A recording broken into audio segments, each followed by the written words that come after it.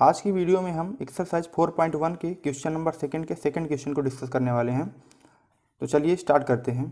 Question ये है कि the product of two consecutive positive integer is 306, we need to find the integer. ठीक है, इस क्वेश्चन में जो समझने वाली बात ये है कि कॉन्जिक्यूटिव का क्या मतलब हुआ। ठीक है, तो कॉन्जिक्यूटिव, अब यहाँ पे बच्चों पॉजिटिव इंटीजर की बात की है तो हम इंटीजर को लेके ही समझते हैं। सपोज दैट बच्चों आपके पास कोई नंबर है, मान लीजिए वो नंबर 5 है। ठीक है, अब हमने आपसे बोला कि 5 का कॉन्जिक्यूटिव निकालिए। तो कॉन्जिक्यूटिव का मतलब ये हुआ बच्चों कि जो आपके पास नंबर है ना, उसी नंबर में आप क्या ऐड कर दो, 1 ऐड कर दो। तो इसका 5 का जो कॉन्जिक्यूटिव होगा वो क्या हो जाएगा, तो पुराना नंबर क्या हुआ, पिछला नंबर 5 हुआ और उसमें हमने 1 ऐड कर दिया, तो ये क्या क्या हो गया, ये 6 हो गया। ठीक है, तो समझ गया अपना कॉन्जिक्यूटिव का मतलब क्या होता है। कॉन्जिक्यूटिव का मतलब सिंपली ये होता है कि आपके पास कोई नंबर है, उस नंबर में आपको 1 ऐड करना है, तो जो न्यू नंबर मिलेगा वो पुराने नंबर का क्या होगा, कॉन्जिक्यूटिव होगा। Product of two consecutive positive integer, तो अगर हम पहले नंबर को लेट कर लें तो सेकेंड नंबर हमको ऑलरेडी मिल जाएगा। तो हम पहले नंबर को मान लेते हैं कि let the first integer be x. ठीक, हमने क्या माना कि जो पहला हमारा इंटीजर होगा वो यक्स होगा, तो उसका कंसेक्यूटिव, देन इसका यक्स कंसेक्यूटिव क्या होगा, देन द कंसेक्यूटिव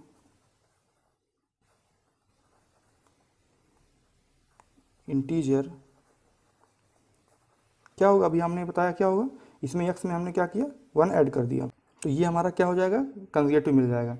फिर क्वेश्चन में क्या बोला है कि product of to consecutive positive integer, तो हमारे पास पहला ये है और इस नंबर का कंसेक्यूटिव ये नंबर है, तो हमें क्या करना है, इसका प्रोडक्ट करना है। तो हम यहाँ पे लिख देते हैं अकॉर्डिंग टू क्वेश्चन।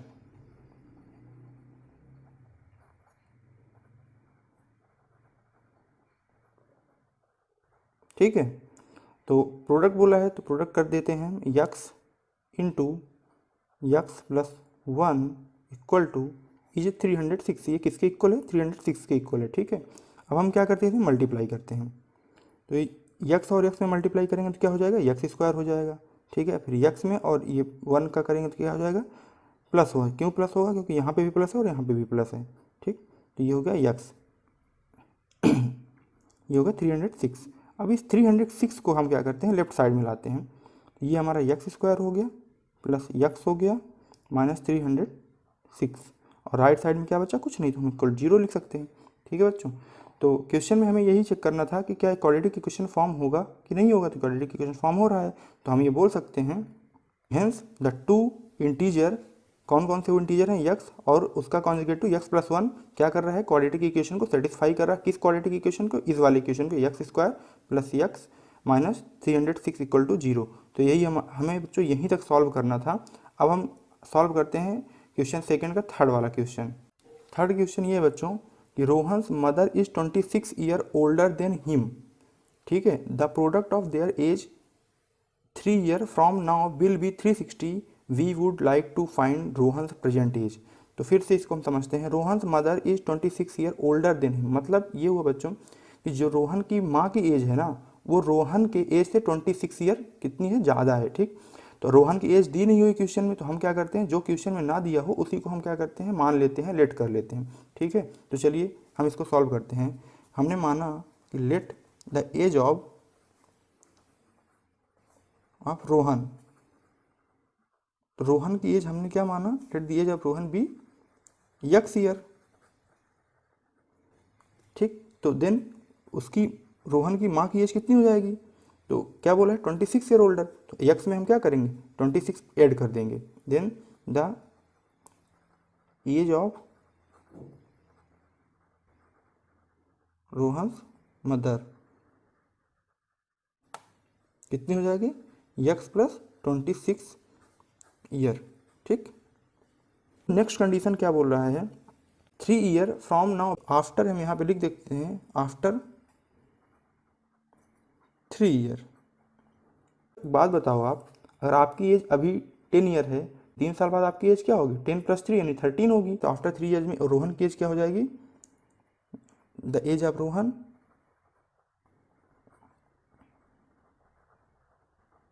कितनी हो जाएगी, यक्स प्लस 3। ठीक है, और इसी तरह उसकी माँ की एज कितनी हो जाएगी जेन?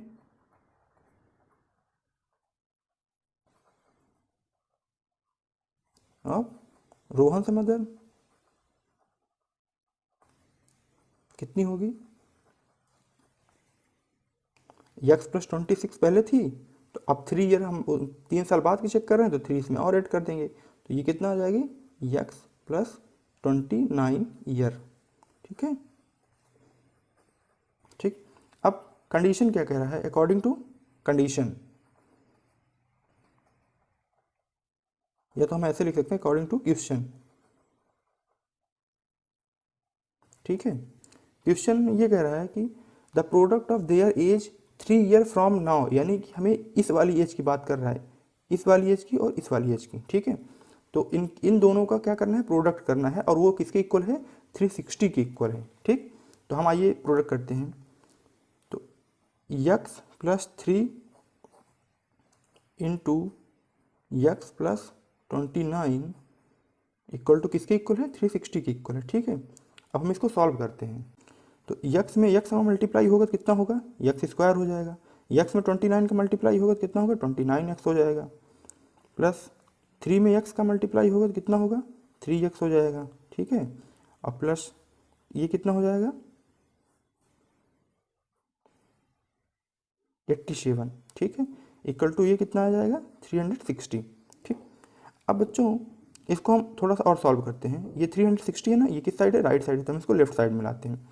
तो ये हमारा कितना हुआ? यक्स स्क्वायर प्लस ये कितना हो जाएगा? 32x। ठीक है, 29 प्लस 3 कितना होगा? 32। अब प्लस ये 87 ऐसे लिख दिया, और ये जब इधर 360 लेफ्ट साइड में आएगा तो किस में आएगा? माइनस में आएगा। क्यों? क्योंकि उधर प्लस में है। 360 इक्वल टू, इधर कुछ नहीं बचा तो हम 0 मान लिए। ठीक है, अब इसको सॉल्व करेंगे। 273 माइनस क्यों आ गया बच्चों? क्योंकि ये स्मॉलर नंबर 87 और ये ग्रेटर नंबर है 360। तो ये ग्रेटर नंबर पे माइनस की साइन है, इसीलिए हम माइनस कर दिया। ठीक है, इक्वल टू 0।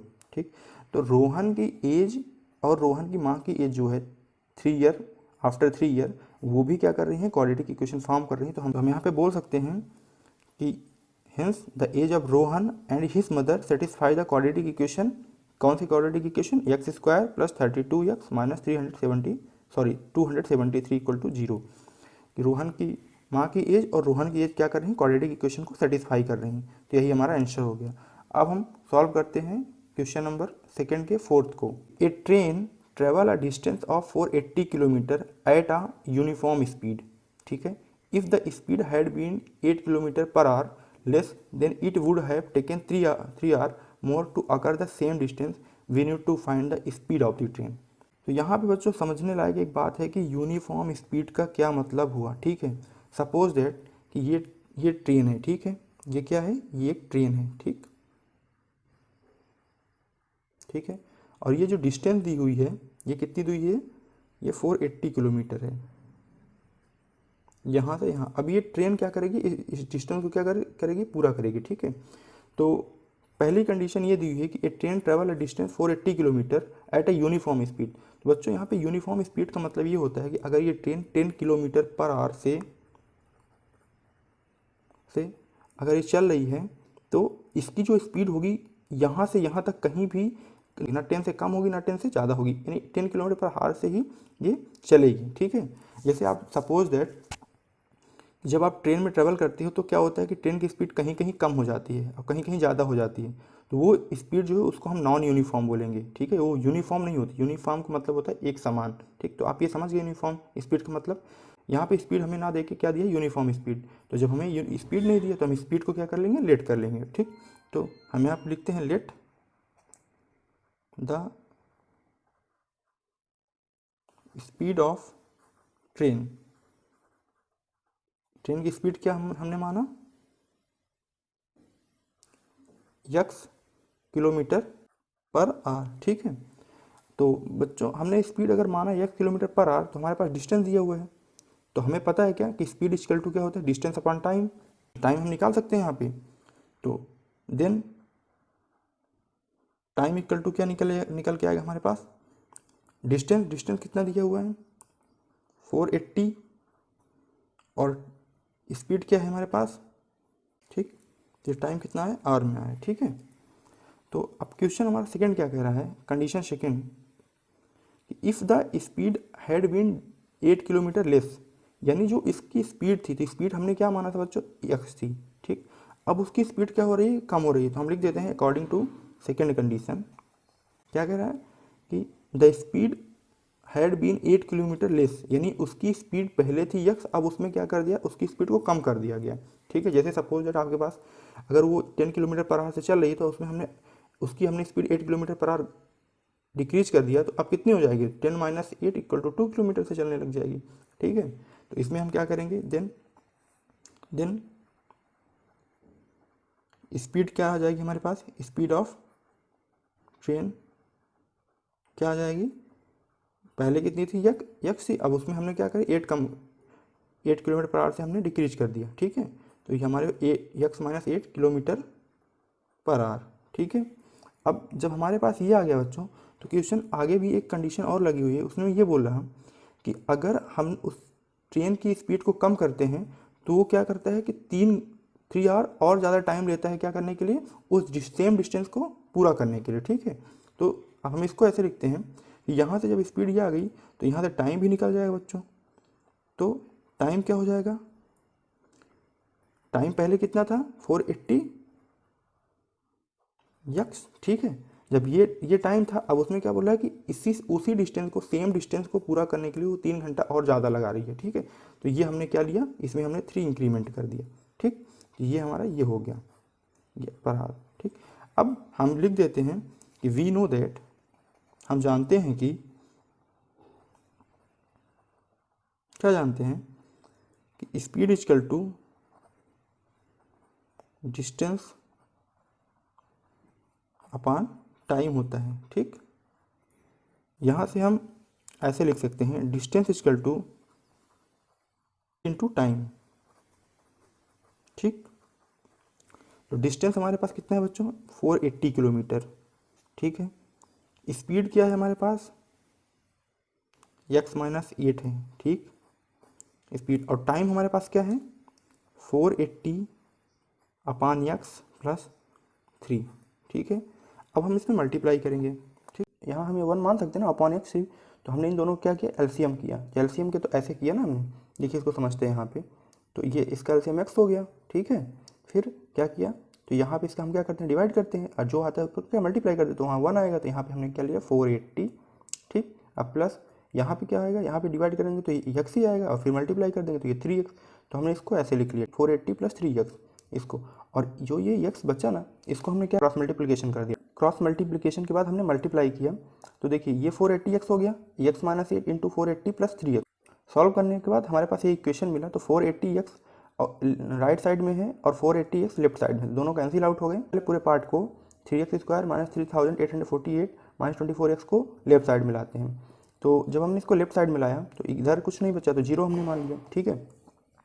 फिर हम यहाँ पे क्या करते हैं बच्चों, हम देख रहे हैं कि यहाँ पे 3 जो है कॉमन है सारे में से, ठीक। तो हमने 3 कॉमन ले लिया, तो कॉमन लिए तो हमारे पास क्या बचा यहाँ पे, अगर हमने 3 यहाँ पे कॉमन लिया तो 1x स्क्वायर बचेगा, तो 1 को हम ऐसे लिख सकते हैं एक्स स्क्वायर माइनस यहाँ से 3 कॉमन लिया तो 8x, और माइनस यहाँ पे 3 कॉमन लिया तो कितना हुआ 1280 इक्वल टू 0। अब फाइनली क्या करेंगे कि इस 3 को हम इधर भेजेंगे, ठीक, राइट साइड में, तो 3 जब राइट साइड में आएगा तो 0/3 आएगा, तो इसकी वैल्यू क्या होगी 0 हो गई। जब 0 हो गई तो यहाँ पे हम लिख सकते हैं कि x square minus 8x minus 1280 equal to 0। तो हम ये बता सकते हैं कि हेंस स्पीड ऑफ ट्रेन, जो क्या है स्पीड ऑफ ट्रेन, ट्रेन की स्पीड क्या कर रही है, इस इक्वेशन को क्या कर रही है, सेटिस्फाई कर रही है। तो हम ये लिख दिए कि hence the speed of train satisfy the quadratic equation x square minus 8x minus 1280, यही हमारा क्या हुआ आंसर बच्चों। अब इसी क्वेश्चन को हम एक्सरसाइज 4.2 या शायद 4.3 में हम डिटेल में एक्सप्लेन करेंगे, यहाँ से इसको हम सॉल्व भी करेंगे, और यहाँ पे फिर उसके बाद हमें स्पीड की वैल्यू भी निकालेंगे कि स्पीड कितनी है। तो आज की वीडियो में इतना ही, मिलते हैं नेक्स्ट वीडियो में।